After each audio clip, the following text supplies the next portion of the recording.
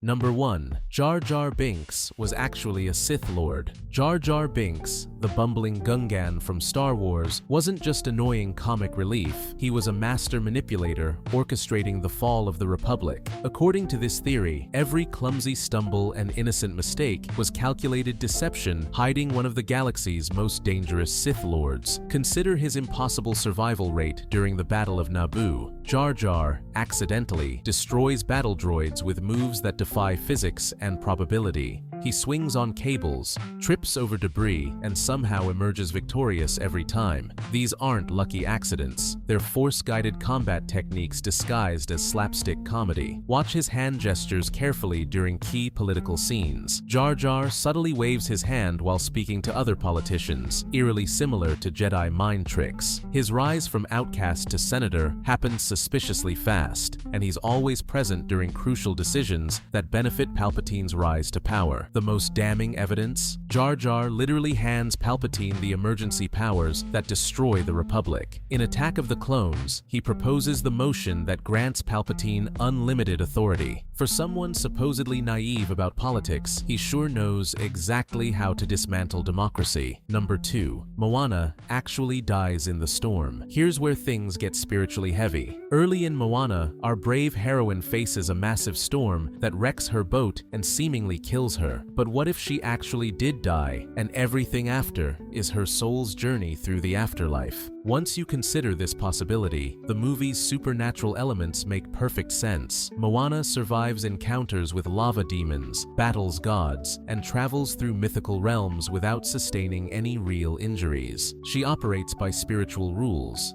not physical ones. The ocean itself becomes her guide, not just water, but a conscious entity helping her navigate the spirit world. Maui represents the trickster guide found in many afterlife mythologies, testing her worthiness before helping her complete her mission. When Moana finally restores Te Fiti's heart, it's symbolic of healing the spiritual wound that caused her death. The goddess bringing her back to life on the shore isn't resurrection, it's her soul finally finding peace and moving on to whatever comes next. Number 3. The Joker is a war veteran. The Dark Knight's Joker is terrifying precisely because we don't know his origin story. However, his skills reveal everything we need to know. This isn't some random crazy person. This is someone with serious military training. Look at his tactical knowledge. The Joker plans coordinated attacks with military precision, uses explosives like a demolitions expert, and handles firearms with professional competence. His psychological warfare techniques and ability to stay calm under extreme pressure scream a special forces background. Then, there's his comment to Harvey Dent: "Nobody panics when things go according to plan, even if the plan is horrifying. If tomorrow I tell the press that a gangbanger will get shot or a truckload of soldiers will be blown up,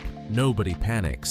That's not hypothetical, that's personal experience. His scars could easily be battlefield injuries, and his chaos philosophy might stem from disillusionment with military order and authority. The Joker isn't just crazy, he's a highly trained soldier whose mind snapped under the weight of war trauma. Number 4. Jack Dawson is a time traveler. Titanic's love story becomes even more fascinating when you consider that Jack might not be from 1912 at all. Throughout the film, Jack references places and concepts that didn't exist in the early 1900s. He mentions ice fishing on Lake Wissota, a man-made lake that wasn't created until 1917. He talks about the Santa Monica Pier, which wasn't built until 1909, and wasn't called by that name until much later. His hairstyle and clothing, while period appropriate in the movie, actually reflect 1990s interpretations of early 1900s fashion. Most telling is his complete lack of documentation. No one can find any record of Jack Dawson existing before he boards the ship. He appears exactly when Rose needs him most, almost like he was sent there with a specific mission. The theory suggests Jack traveled back in time to ensure Rose survived the disaster, maintaining the timeline that led to his own existence. His sacrifice isn't just romantic, it's a temporal necessity. He guides Rose through the crisis, then disappears, his mission complete. Number 5.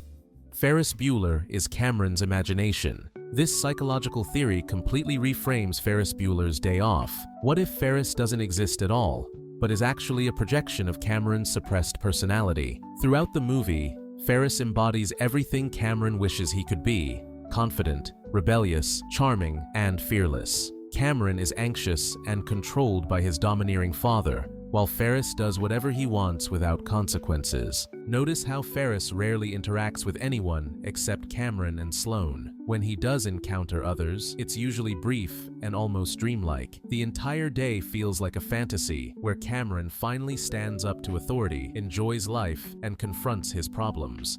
The climax supports this theory. When Cameron finally destroys his father's car and decides to face the consequences, Ferris starts to fade from the story. Cameron no longer needs his imaginary confident alter ego because he's found his own courage. Number 6. Neo never left the Matrix. The Matrix trilogy's biggest twist might be that Neo never actually escaped the simulation. Even in the real world, Neo displays abilities that should be impossible outside the Matrix, stopping Sentinels with his mind, having prophetic visions, and maintaining his connection to the source. The theory suggests the machines created a matrix within the matrix, a deeper layer of control designed to contain potential escapees. Zion isn't humanity's last city. It's another program designed to give rebels the illusion of freedom while keeping them trapped. This explains the cyclical nature of the prophecy. The architect mentions this isn't the first one.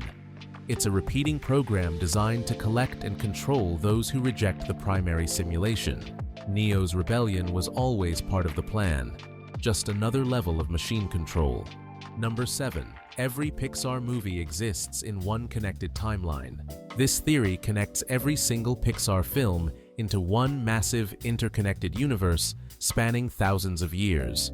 The timeline begins with Brave in medieval Scotland, where magic first enters the world through the mysterious witch and her shape-shifting abilities. Fast forward several centuries, and that magical influence has created intelligent life forms like the highly organized insects in A Bug's life.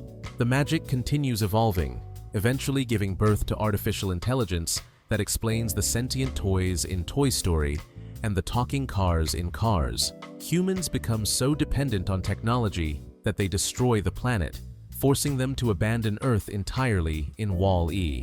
After humans disappear and Earth recovers, animals become the dominant species, explaining the advanced underwater civilizations in Finding Nemo and the sophisticated animal societies in Ratatouille. The theory concludes with Monsters, Inc., set in the far future where these evolved animals have become monsters. They've discovered time travel through magical doors, using them to journey back to when humans existed, harvesting energy from children's screams and laughter. The final twist? Boo from Monsters, Inc. becomes the time-traveling witch from Brave, spending centuries searching through time to reunite with Sully, accidentally creating the very magic that started this entire cycle.